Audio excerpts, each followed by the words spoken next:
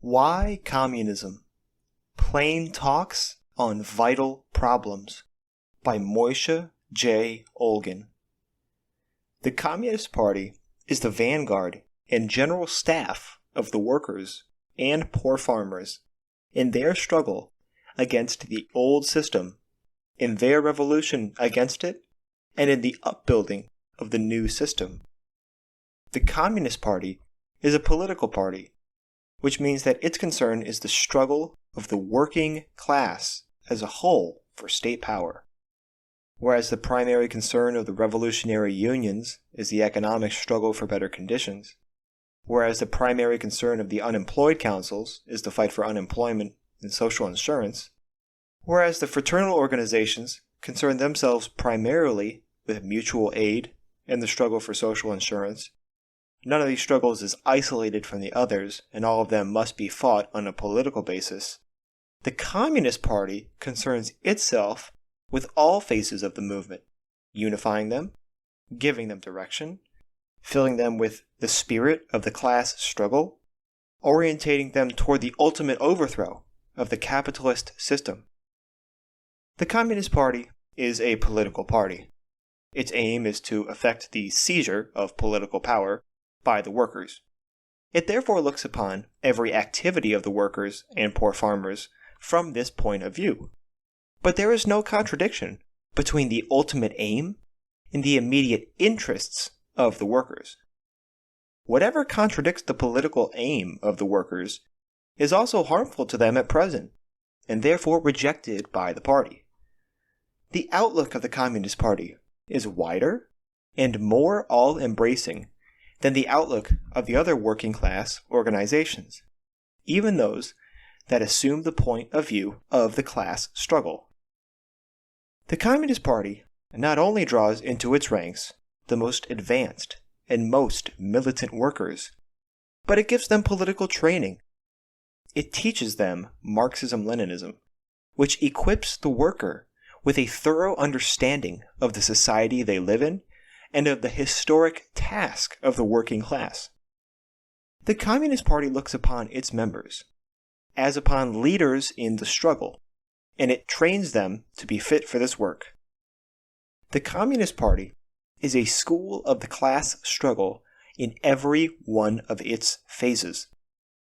At the bottom of all the activities of the Communist Party lies a clear and exhaustive analysis of the social forces in the society of the present. The Communist Party watches very carefully every turn in the development of the country, whether economic, political, social, or cultural.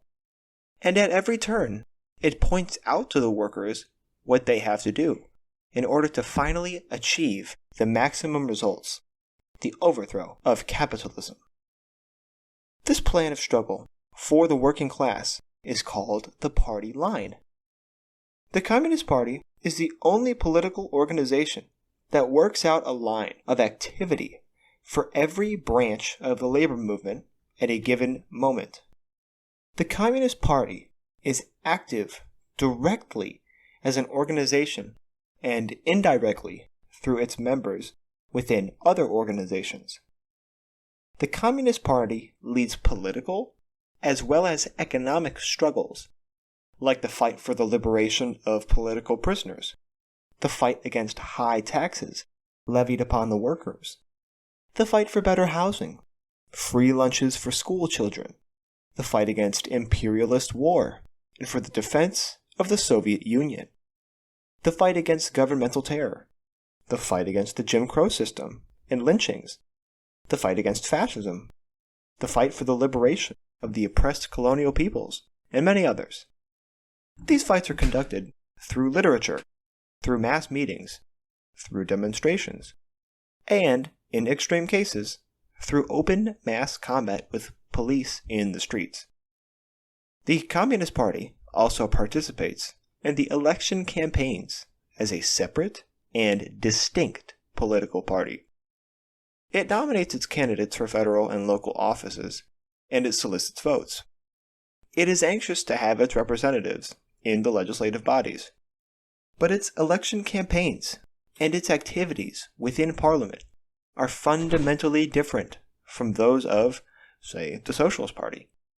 We communists are not here to help the capitalists govern the masses. We are here to help the masses press their masters, get from the capitalists and their government a maximum of concessions. We do not spread the false notion that there can be cooperation between the exploited and their exploiters. On the contrary, we go to the legislatures to prove to the workers that such cooperation must not be because it is good only for the bosses. In other words, we go to the legislatures and we conduct our election campaigns in the spirit of the class struggle. We use the platform of the legislatures, from which our voice can be heard better than the voice of private citizens, to help organize the workers and help them conduct all their daily struggles. At the same time, we try to force the lawmakers to pass legislation that would bring relief to the workers. We do so not by pretty speeches, not by telling the lawmakers, who are servants of the big money bags, how fine and noble they are, but by heading great movements of the masses, which would make those gentlemen sit up and take notice. In other words, while the socialists solicit votes in order to reform the state and thereby to make it more effective for the capitalists, we communists practice revolutionary parliamentarism, by which is meant strengthening the working class and weakening the enemies of the working class.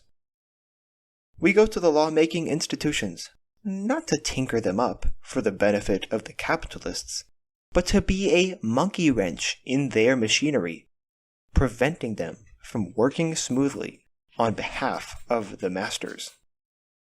We use, while there, every step of those agents of the capitalists to expose them before the people, to show what these so-called representatives of the people and what all these so-called democratic institutions actually are. Aside from these political activities directly conducted in the name of the Communist Party, every communist is obliged to be active in the organization to which they belong and in the place where they work. Wherever there are 3 or more communists, whether in a factory or in a mine, in a union or in a fraternal organization, they have to get together and form a group, or communist nucleus, or club, or cell. This club discusses the problems of the shop or the organization, and instructs its members to act in the best interests of the working class. A good communist is a worker who thoroughly understands the problem of their workplace or their organization, and who develops activity more energetically than their fellow workers. A good communist is a social being who has the interests of their fellow workers at heart, and who is devoting their best energies to advance the cause of the workers, wherever they happen to be. A good communist is one who, by virtue of these qualities, becomes a leader amongst their fellow workers.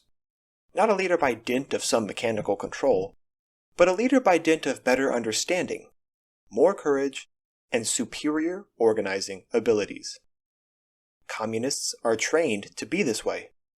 This is why a small number of communists will often achieve more than greater numbers of unorganized workers pulling in different directions. What is important to remember is this, that communists have no interests other than the interests of the working class, the improvement of the life of the working class at present, and the destruction of capitalism in the future. You have undoubtedly heard about the quote-unquote sinister plots of the communists. There is nothing sinister about the communist organization. Here are a dozen communists working in the same store. It is natural for them to get together and form a nucleus or a cell. It is natural for them to constitute themselves as a permanent body. They may use secrecy to avoid the spying eye of the employers. But this again is most natural under capitalism. The workers would be foolhardy to expose their plans of activity to the bosses. A party club holds its meetings regularly every week. Our store club will discuss at nearly every meeting how to organize the struggle of the workers against the employer in that particular store. The store nucleus will not keep itself isolated from the rest of the workers. On the contrary, it will be the duty of every communist to be in closest touch with the workers, to be part of the workers, to understand every issue of their work life. The communists will distribute papers and pamphlets among the workers.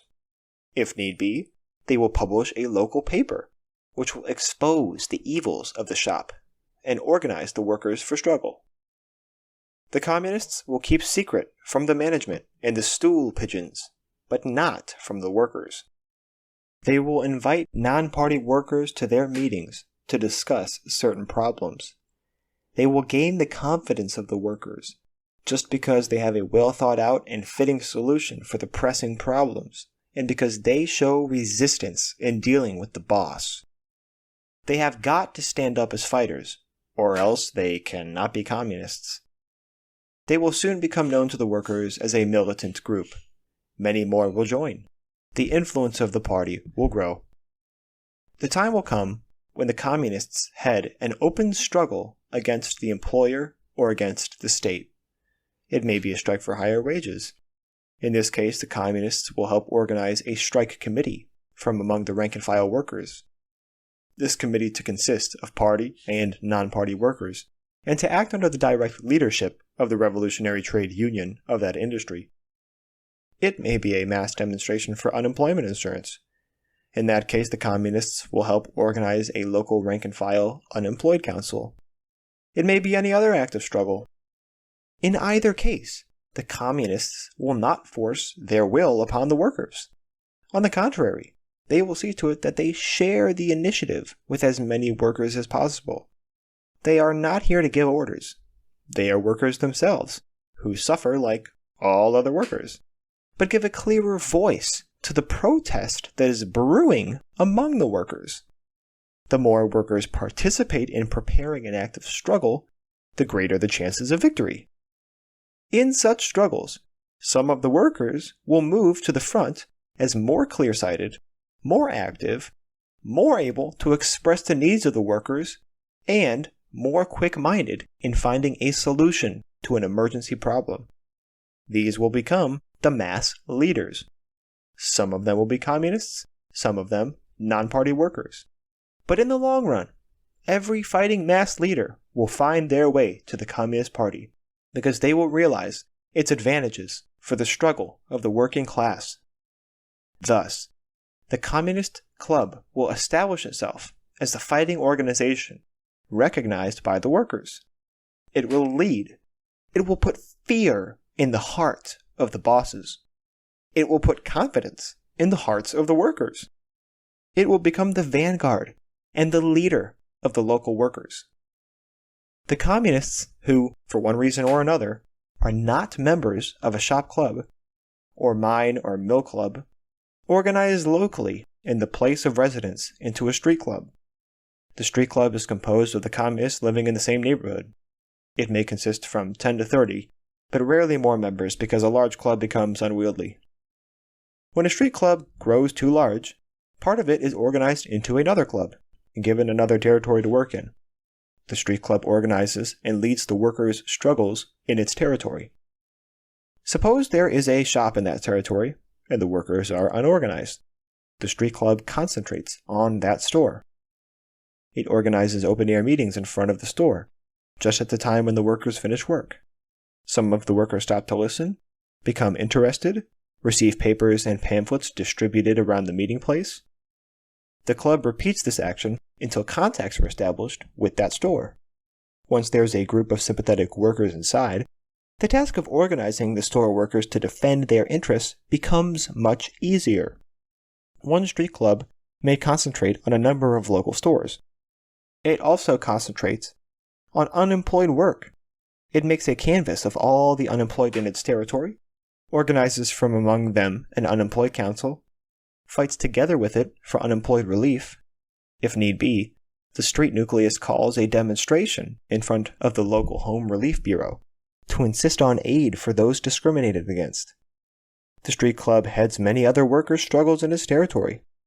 The fight against the eviction of the unemployed, the fight for free gas and electricity for the unemployed, the fight for the release of imprisoned local workers, assistance to strikers' pickets, local demonstrations against the oppression of black people in the neighborhood.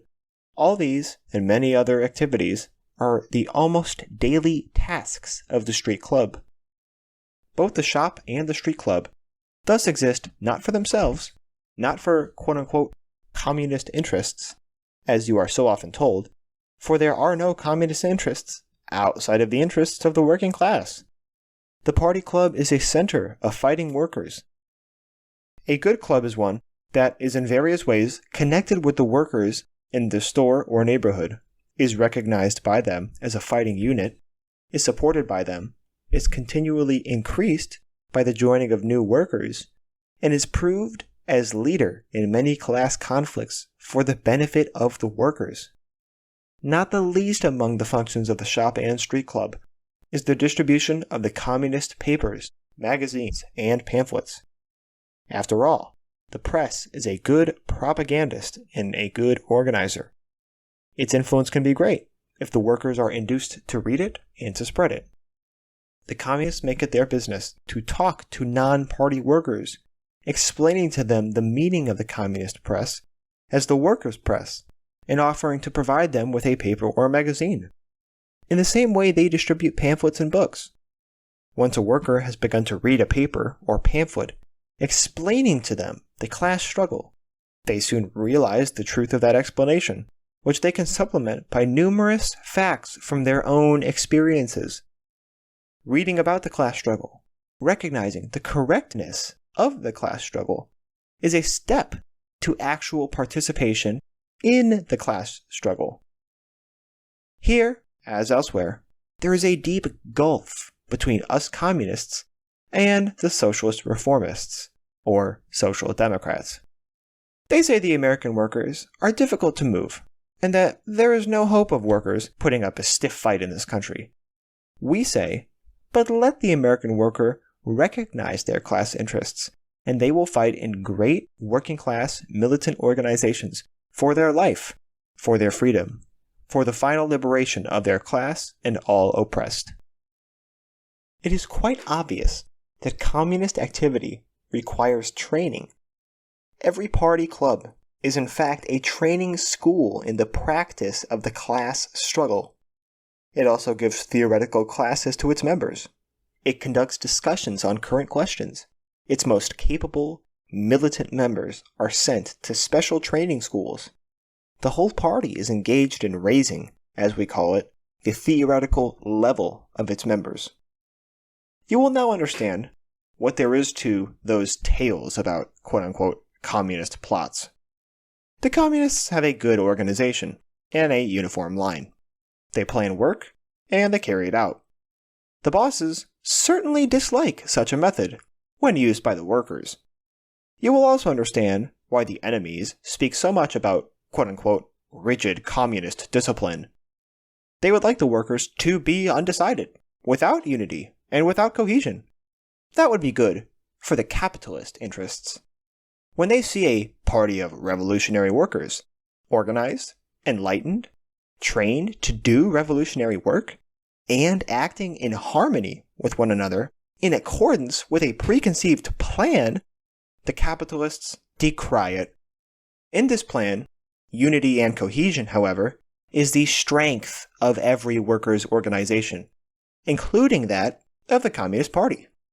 We discuss problems, we study them carefully, but once a decision is made, it is binding for every member. We are a democratic organization because every member has a vote, and every rank and filer is entitled and invited to criticize the activities of the organization or of individual leaders. We are at the same time a centralized organization because we work according to one plan, and because decisions of the higher party bodies are obligatory for the lower bodies, from the center down to the units. The Communist Party is thus built on the basis of democratic centralism. That makes for unity of action. Let us now have a look at the party as a whole. At the head of it is the Central Committee, elected at the National Convention. In the districts, there are district committees elected at district conventions. Each district is divided into sections, and each section comprises a number of units, that is to say, a store or a street club. Under the district and section committees are the various fractions. All these members have thoroughly discussed every issue that comes up in the life of the working class. They have discussed in each unit what every member has to do in the coming few days. Directives have been given from the center to the districts, from the districts to the sections and the units. Everybody is prepared. Everybody understands the meaning of what is to be done. Everybody is obliged to assist one another. There is complete unity of purpose and unity of action. Tomorrow, each one of these party members will plunge headlong into one or another realm of work. One will confront the boss with the demand of the workers in their shop. Another will lead a group of unemployed workers to the Home Relief Bureau to demand immediate relief for those that have been discriminated against. A third will participate in the picket line facing the clubs of armed thugs. A fourth will be active in putting back into an apartment the furniture of an evicted family. A fifth will be cautiously speaking to a group of marine workers, trying to affiliate them with the Marine Workers' Industrial Union. A sixth will be speaking to a group of workers engaged in an ammunition plant, trying to make them understand the necessity of organizing in order to be ready to stop work in case of war. A seventh will distribute leaflets calling for a demonstration to protest against U.S. imperialist intervention in Cuba. An eighth will be leading the miners out of a mine in protest against the refusal of the National Recovery Act to recognize the National Miners Union. A ninth will be speaking in the open air in favor of the local communist candidate for mayor. A tenth will be showing the workers a Soviet film in which the free life of the workers under the proletarian dictatorship is vividly depicted. All these communists will be animated with one ideal. They will all work along the same line.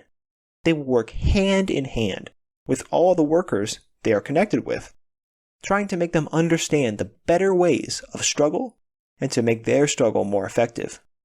All these communist units, forming concentration points of the workers' struggle, will be engaged in practical, everyday work. The more practical, the better. But at the same time, they will never for a moment lose sight of the ultimate goal of the movement, the destruction of capitalism. When you observe the Communist Party in action, you cannot fail to compare it with the bloodstream of the human body. Like the bloodstream, it brings life to every section of the body of the working class. Like the bloodstream, it helps build up every tissue. Like the bloodstream, it makes the organism live, act, and grow. There can be working class movements without the Communist Party, but there can be no real movement for the liberation of the working class without the Communist Party. There can be no ultimate overthrow of the entire capitalist system without the Communist Party. Hand in hand with the Communist Party, and under its guidance, functions its Communist Youth Wing, the revolutionary organization of the young workers, and many other organizations. There is a Communist Party in every country of the world. All of them work for the same end, and all of them adapt their activities to conditions existing in their country. Delegates from each Communist Party gather once in a few years to an International Communist Congress.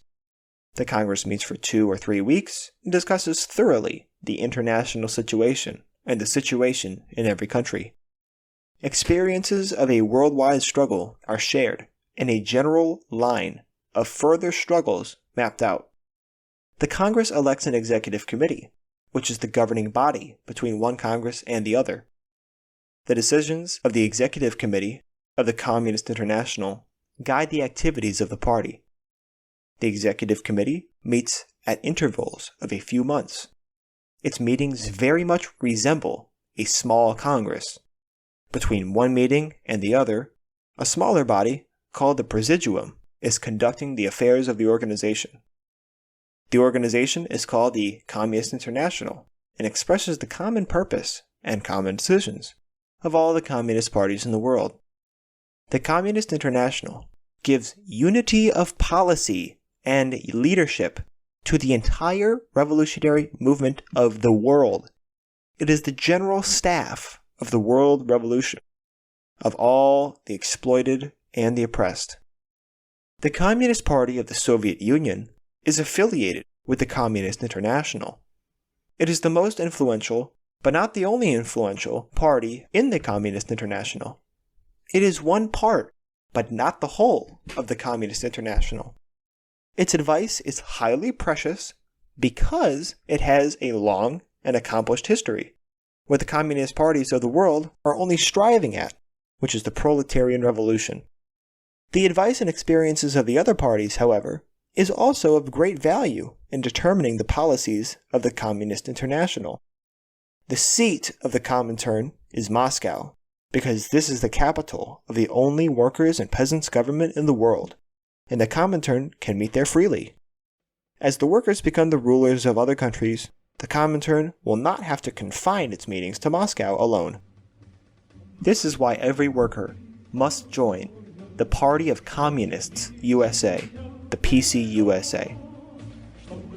Thank you for listening to this reading from the People's School for Marxist-Leninist Studies. You can find this book in full through our partner publishing house at newoutlookpublishers.net. Reminder that we are on most podcast platforms, and you can email info@psmls.org if you're interested in attending classes.